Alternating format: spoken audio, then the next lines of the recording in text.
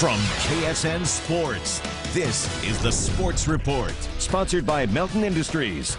Good evening, welcome to sports. I'm Chris Arnold. Well, if you didn't think the Kansas City Chiefs offense could get any stronger, well, guess again. The Associated Press is reporting today that the Chiefs have inked running back MCCOY to a one-year deal worth $4 million. The man they call Shady is set to become the top backup to tailback Damian Williams. And McCoy has some history with head coach Andy Reid, having played for the Chiefs leader from 2009 to 2012, and Reid coached the Philadelphia Eagles.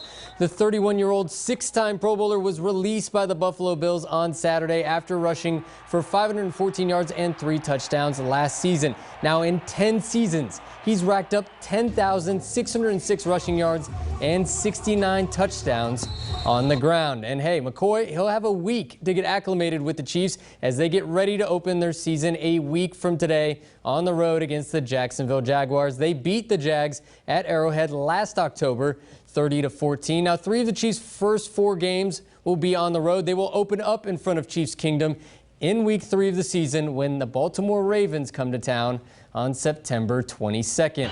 Well, it looks like the Wichita Kid might have found a new home. Devontae Harris, the Wichita South alum, was waived by the Cincinnati Bengals yesterday as part of their final cuts. But today, he tweeted that he was headed to Denver with the intentions that the Broncos would be signing him to their 53-man roster pending a physical. Harris only played in 3 games in his rookie season last year due to a knee injury, and in all, he would notch 1 tackle.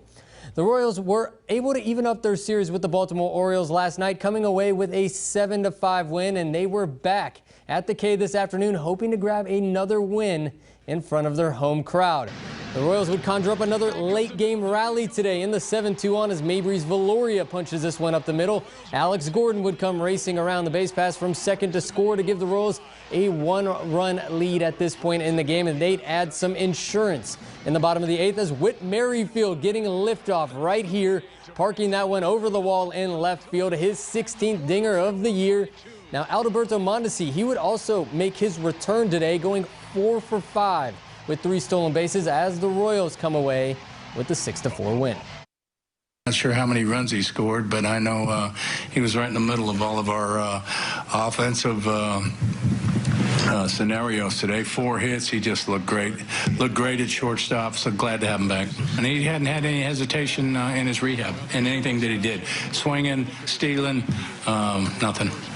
Well, the Royals will have the Labor Day holiday off tomorrow before welcoming the Detroit Tigers to town on Tuesday. So the win today for KC is their 49th of the year. That has them in 4th place right now in the American League Central Division. Now, with 24 games left in their season, the Royals sit 36 games back of the first-place Minnesota Twins in the division. Obviously, that's a staggering number right there. That's a lot of losses. For all intents and purposes, the Royals will not be making the playoffs, but obviously trying to, end the season on a high note. You got 24 games left. You make a little bit of a run, you can put some W's there and, make it a little better end of the season. But, today and yesterday, they come away with 2 late-game rallies to get the W. From KSN Sports, this is the Sports Report, sponsored by Melton Industries.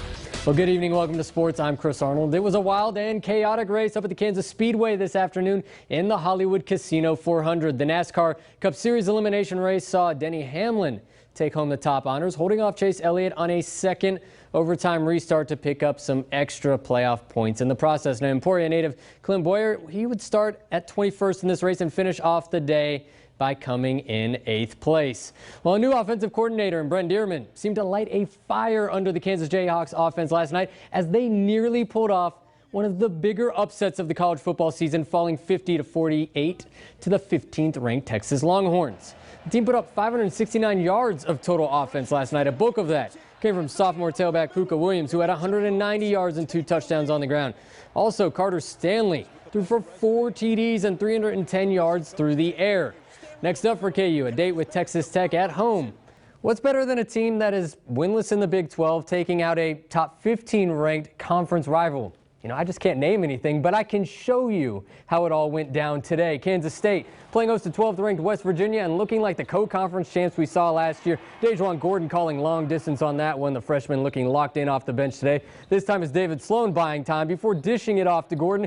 He would nail 3 triples on the day. This one stretches the Cats' lead to 6. Now Bruce Weber, trying to keep his team laser focused in this one, and they would just continue to roll. Cardiajada off the dribble drive, creating space and handling the rest, nailing that one. Cats would shoot 59% on the day as they get their first conference win of the year, beating West Virginia 84-68.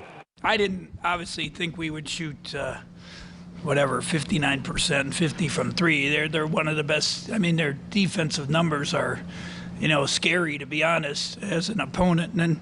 But I thought if we guarded the heck out of them, it would give us a chance. And other people have done it against us, but tonight it was, one of the other guys, obviously Dejuan, really stepped up and gave us a nice spark, and we played off of that.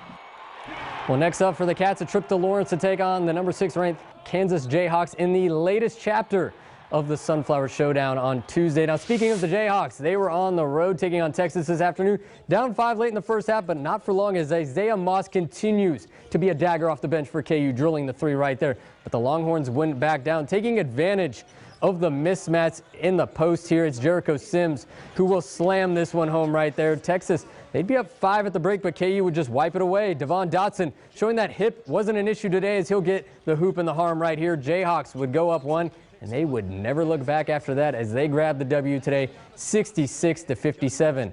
Well, stick with us. We'll have more news and weather coming up after the break. Well, the Green Wave came to town but was overcome by the Shockers surge as Wichita State was handing out threes like Halloween candy this afternoon. It was like a dueling piano show with guards Dexter Dennis and Tyson Etienne, who accounted for 10 of the Shockers' 13 triples on the day. Dennis would go for a career-high 21 points in this one, even showing off the Bunnies at one point off a Grant Sherfield alley-oop. Now, as for Etienne, he notched things up in the second half to finish with 20 points of his own. Coach told me yesterday to be me, play my game, have fun, and that's what I did. Shot the ball with confidence like I know how to. My teammates found me, they kept saying, get open, get to spots, and we're going to find you. We just need to keep getting better. That's the emphasis for this team from this point forward. Just find a way to get better each and every day, individually and collectively, and if we do that, everything else will take care of itself. Well, the Shocks will get a couple days off before hitting the hardwood at the Roundhouse on Thursday to take on USF at 6 p.m. And John, big win today, number 19 on the year, number 7 in the conference. This is that time of year where every win or even loss really, really matters.